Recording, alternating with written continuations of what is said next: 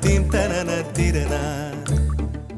நடந்தால் ஆறு எழுந்தால் அருவி நின்றால் கடலல்லோ, சமைந்தால் குமரி மணந்தால் மனைவி பெற்றால் தாயல்லோ.